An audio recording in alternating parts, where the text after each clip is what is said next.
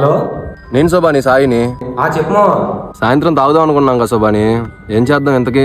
నా దగ్గర డబ్బులు లేమో, అదే ఆలోచిస్తున్నా నేను. నీకు తెలుసుగా శోభాని ఏం చెయ్యాలో. నేను రాత్రి మేస్త్రి మెటీరియల్ దింపాడు మావా.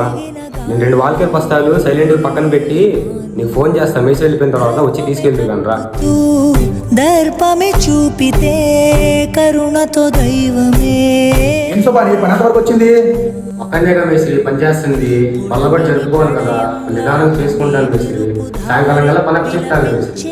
సాయంత్రం కల్లా ఆగినా అవ్వకపోయినా ఏ పని చేసుకోవచ్చు, నెమ్మదిగా చేసుకో, సరేనా?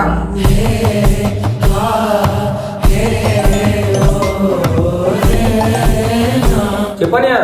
డాడీకి హార్ట్ స్ట్రోక్ వచ్చింది, హాస్పిటల్లో జాయిన్ చేశాను. నువ్వు ఎక్కడున్నావు? త్వరగా రా. అవునా? 5 నిమిషాలు నేను వచ్చేస్తున్నాను.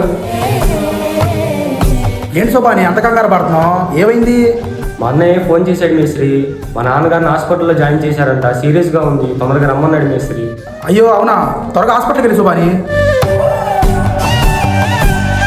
శోభాని డబ్బులు ఏమైనా ఉన్నాయా? నీ దగ్గరే ఉంటాయిలే, నీ ఫోన్పే కొడతా కానీ త్వరగా హాస్పిటల్ దగ్గరికి వెళ్ళు.